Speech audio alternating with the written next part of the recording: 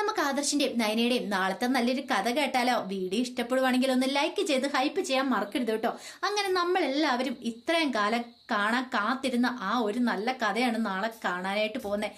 എല്ലാവരുടെ ആഗ്രഹമായിരുന്നു ഈ പറയുന്ന ഡേവിഡിനെ നാഗേന്ദ്രനെ ആദർശ് പിടികൂടി അവർക്ക് നല്ല ശിക്ഷ തന്നെ കൊടുക്കണം എന്നുള്ള. അങ്ങനെ ഒടുവില് അത് സംഭവിക്കുവാണ്. രണ്ടെണ്ണത്തിനെ വലിച്ചു കീറുന്നുണ്ട് ആദർശ്. അപ്പൊ അതിന്റെ നല്ല നല്ല കഥകളൊക്കെയാണ് നാളെ കാണുന്നത്. ഇന്ന് തന്നെ നമ്മൾ കണ്ടു മാളവികയാണ് തങ്ങളുടെ ശത്രു എന്നുള്ള കാര്യങ്ങളൊക്കെ ഒടുവില് നാഗേന്ദ്രനൊക്കെ തിരിച്ചറിയുന്നുണ്ട്.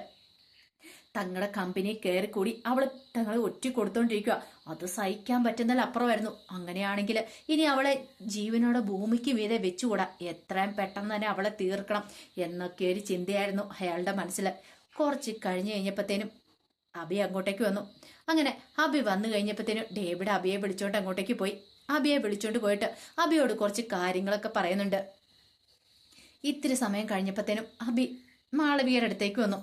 മാളവികയുടെ അടുത്ത് വന്നിട്ട് മാളവിയോട് പറഞ്ഞു, മാളു നമുക്കൊരു കാര്യം ചെയ്താലോ, പുറത്തൊന്ന് പോയാലോ എന്ന് ചോദിച്ചു. അപ്പോഴേക്കും മാളവി പറഞ്ഞു, സാറേ പുറത്തു പോകാനോ? എന്തിന്? അല്ല അത് പിന്നെ നമുക്ക് പുറത്തൊന്ന് പോവാം, നമുക്കൊരു ഹോട്ടലിൽ പോവാം, റൂം എടുക്കാന്നൊക്കെ പറഞ്ഞു. അത് കേട്ടപ്പോൾ മാളവിക ഒന്ന് ഞെട്ടി. പെട്ടെന്ന് മാളവി പറഞ്ഞു, അതൊന്നും വേണ്ട സാറേ, അതിന്റെ ആവശ്യമൊന്നുമില്ല. സാറിന്റെ ഭാര്യ അറിഞ്ഞിട്ടുണ്ടെങ്കിൽ നവ്യമാട് പറഞ്ഞാൽ അതൊന്നും ശരിയാകത്തില്ല. അല്ലെങ്കിൽ അത് ശരിയായിട്ടുള്ള കാര്യമല്ലല്ലോ. സാറിന്റെ ഭാര്യയുണ്ട്, ഒരു കുട്ടിയുണ്ട്. ഭാര്യയും കുട്ടി അതൊക്കെ അവിടെ നിൽക്കട്ടെ. മാളു നീ എന്നോടൊപ്പം വരണമെന്ന് പറഞ്ഞു. അത് കേട്ടപ്പം മാളവി പറഞ്ഞു, സാറേ ഒരു ഹോട്ടലിൽ പോയി ഫുഡ് കഴിക്കുന്ന പോലല്ല, വേണം ഞാൻ വരാം, ഫുഡ് കഴിക്കാനായിട്ട് വരാം, അല്ലാതെ എനിക്ക് എന്താണെങ്കിലും ഹോട്ടൽ റൂം എടുക്കാനായിട്ട് അതിനോടൊന്നും ഒട്ടും താല്പര്യമില്ല എന്ന് പറഞ്ഞു.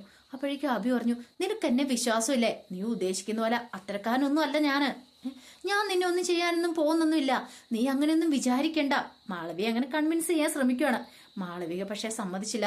ഒടുവിൽ അബി പറഞ്ഞു, ശരി ഫുഡ് കഴിക്കാനെങ്കിൽ ഫുഡ് കഴിക്കാന് അത്ര സമയം തന്നോടൊപ്പം വരൂലോ അല്ലേന്ന് ചോദിച്ചു.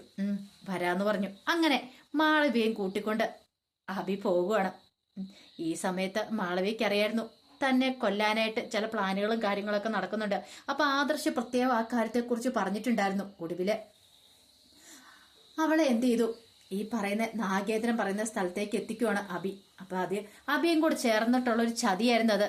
അങ്ങനെ നാഗേന്ദ്രന്റെ ഗുണ്ടകൾ വന്ന് മാളവിയെ തട്ടിക്കൊണ്ടു പോവാണ് അവിടുന്ന്.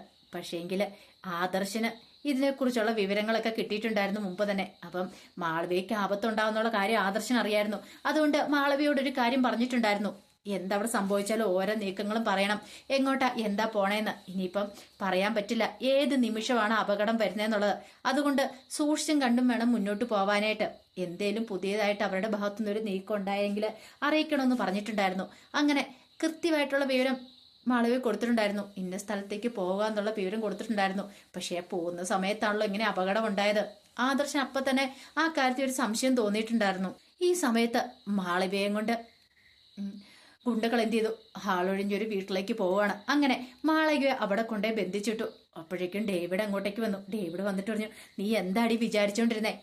ഇത്രയും കാലം ജ്വല്ലറി പറ്റിച്ചിട്ട് അവിടെ കടന്നുകൂടാന്നോ? ഇനി നിനക്ക് തെറ്റി. നിന്റെ വിധി ഞങ്ങൾ തീരുമാനിച്ചു കഴിഞ്ഞു. ഇന്നത്തോടു കൂടി നിന്റെ കാര്യത്തിനൊരു തീരുമാനമായെന്ന് പറഞ്ഞു. ഇത് കേട്ടപ്പോൾ മാളവി പറഞ്ഞു, സാറേ എന്നെ വിടണം പ്ലീസ്, എന്നെ ഒന്നും ചെയ്യരുതെന്ന് പറഞ്ഞു.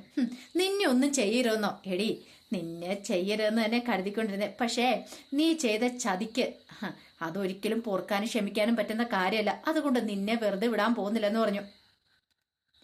കുറച്ച് കഴിഞ്ഞ് കഴിഞ്ഞപ്പോഴത്തേനുമാണ് നാഗേന്ദ്രൻ അങ്ങോട്ടേക്ക് വരുന്നത്. ഈ സമയത്ത് ഡേവിഡ് പുറത്തേക്ക് അങ്ങോട്ട് ഇറങ്ങി പോവാണ്. അങ്ങനെ നാഗേന്ദ്രനെ ആദ്യമായിട്ടാണ് മാളവിക കാണുന്നത്. നാഗേന്ദ്രൻ മാളവികയുടെ മുന്നിലേക്ക് വന്നു. മാളവികയുടെ മുന്നിലേക്ക് വന്നിട്ട് പറഞ്ഞു, നിനക്കെന്നെ മനസ്സിലായി കാണത്തില്ലോ അല്ലേ? പക്ഷെ എനിക്ക് നിന്നെ നന്നായിട്ടറിയാം. ഇത് കേട്ട് കഴിഞ്ഞപ്പോൾ മാളവിച്ച്, നിങ്ങൾ ആരാ? നിങ്ങൾ എന്തിനാ ഇങ്ങോട്ടേക്ക് വന്നേന്ന് ചോദിച്ചു. നിനക്ക് അതിനെക്കുറിച്ച് അറിയില്ലായിരിക്കും, പക്ഷെ എനിക്ക് വരാതിരിക്കാൻ പറ്റില്ല. എന്റെ കമ്പനി കയറിയിട്ട് എന്നെ ഒറ്റ കൊടുക്കാൻ ശ്രമിച്ചിട്ടുണ്ടെങ്കിൽ നിന്നെ ഞാൻ വെറുതെ ജീവനോട് വിടും നീ കരുതിയോ? എടി നീ പലപ്പോഴും ചോദിച്ചിട്ടില്ലേ ഈ കമ്പനിയുടെ യഥാർത്ഥ ആൾ ആരാണ്, മാനേജ്മെന്റ് ആരാ എന്താന്നൊക്കെ? നീ അറിഞ്ഞോ? ഞാനാണ് കമ്പനിയുടെ എല്ലാം. ഞാനാണ് യഥാർത്ഥത്തിലുള്ള MD. ഈ പറയുന്ന ഡേവിഡ് വെറും ബിനാമി മാത്രം. അത് മാത്രമല്ല അബി എന്റെ മോനാടി. പിന്നെ ഞാൻ അങ്ങനെ ആരുടെ മുന്നിൽ പ്രത്യക്ഷപ്പെടാറില്ല. എപ്പോഴാ പ്രത്യക്ഷപ്പെടുന്നതെന്ന് അറിയാവോ? അവരുടെ അന്ത്യം അടുക്കുന്ന സമയത്ത് മാത്രം. നിന്റെ അന്ത്യം അടുത്തു, അതുകൊണ്ടാടി ഞാൻ ഇങ്ങോട്ടേക്ക് വന്നേന്ന് പറഞ്ഞു. ഇതിനു മുമ്പ് ആ നന്ദു എന്ന് പറയുന്നവള് കുറെ കള്ളക്കടത്ത് സ്വർണം പിടികൂടിയിട്ടുണ്ടായിരുന്നു. ഒടുവില് ആ കള്ളക്കടത്ത് സ്വർണമായിട്ട് പോയ ഡ്രൈവറെ അവിടെ പിടികൂടാൻ ശ്രമിച്ചു. പക്ഷെ എന്ത് ചെയ്യാൻ പറ്റും, ആ ഡ്രൈവറെ ഞങ്ങൾ പിടികൂടി അങ്ങ് തീർത്ത് കളഞ്ഞു. ഒടുവിൽ അയാളുടെ മുന്നിലേക്ക് ഞാൻ അയാൾ മരിക്കുന്നതിന് മുമ്പ് ഇതുപോലെ ഒന്ന് പ്രത്യക്ഷപ്പെട്ടിട്ടുണ്ടായിരുന്നു. പിറ്റേ ദിവസം അവന്റെ ബോഡി ഒരു കായൽക്കരയുടെ അവിടെ പൊങ്ങുകയോ ചെയ്തെന്ന് പറഞ്ഞു. ഇനി നിന്റെയും ബോഡി അങ്ങനെ പൊങ്ങാനായിട്ട് പോവാ. നീ എന്താ വിചാരിച്ചോണ്ടിരുന്നേ? കമ്പനി കയറി കൂടി ഇങ്ങനെ കാണിച്ചുകൊണ്ടിരുന്നിട്ട് കള്ളത്തരം കാണിച്ചുകൊണ്ടിരുന്നിട്ടുണ്ടെങ്കിൽ ഒരിക്കലും പിടിക്കപ്പെടില്ലെന്നോ? അത് നിന്റെ വെറും തോന്നല് മാത്രമായിരുന്നു.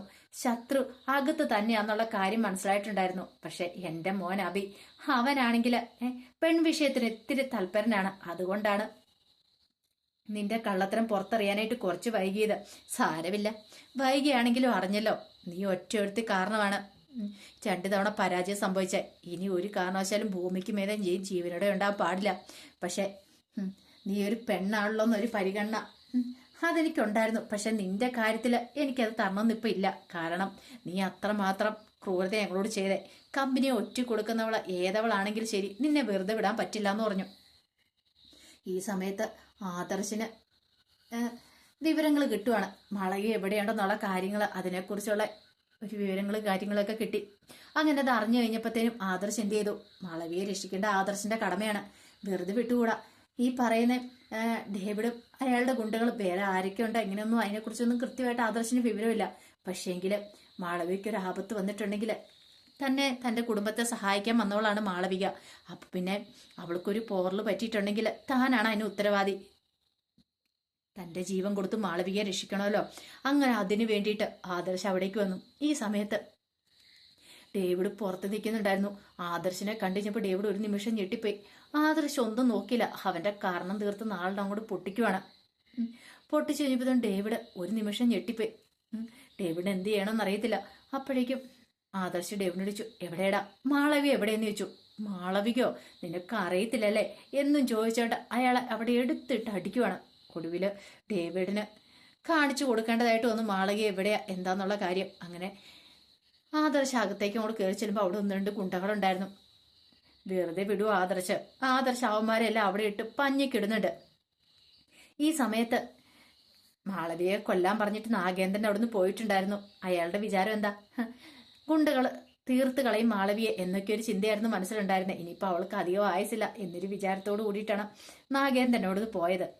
പക്ഷേങ്കില് ഗുണ്ടകള് എല്ലാം തകർത്തെറിഞ്ഞ് ആദർശ് അകത്തേക്ക് കയറി വന്നു. അകത്തേക്ക് കയറി വന്നു കഴിഞ്ഞപ്പോഴത്തേനും മാളവിയുടെ കൈയെല്ലാം ബന്ധിച്ച് മാളവി ഇങ്ങനെ ഇട്ടിരിക്കുന്ന കാഴ്ചയാണ് കണ്ടത്. പെട്ടെന്ന് ആദർശ് പാഞ്ഞ് എന്നിട്ട് മാളവിയുടെ കയ്യിലെ കെട്ടലഴിച്ചോട്ട് മാളവിയെ രക്ഷിക്കുന്നുണ്ട്. അപ്പോഴാണ് മാളവി ആ സത്യങ്ങളൊക്കെ പറയുന്നത്. താൻ അയാളെ കണ്ടു, ആ നാഗേന്ദ്രൻ എന്ന് പറയുന്നത് അബിയുടെ അച്ഛൻ, അയാളാണ് ഇതിന്റെ ഓണർ എന്നുള്ള സത്യങ്ങളെല്ലാം, താൻ അറിഞ്ഞ സത്യങ്ങളെല്ലാം വിളിച്ചു പറയുവാണ്. അങ്ങനെ ഒടുവിൽ ആദർശ് നാഗേന്ദ്രനെ കാണാനായിട്ട് പോകുന്നുണ്ട്. ഇനിയിപ്പം നാഗേന്ദ്രനും ആദർശും കൂടെ ഏറ്റുമുട്ടും. അപ്പൊ സത്യങ്ങളെല്ലാം പുറത്തു വന്നു.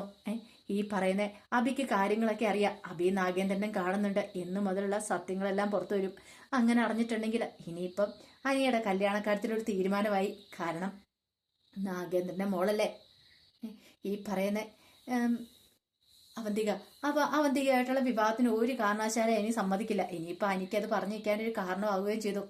എന്താണെങ്കിലും ഇനി മുത്തശ്ശന്റെ മുന്നിലേക്ക് തലയെടുപ്പോട് കൂടിയിട്ട് ആദർശ് ചെല്ലാൻ പോന്നെ നാഗേന്ദ്രന്റെ കാര്യത്തിലൊരു തീരുമാനമാകുകയും ചെയ്തു.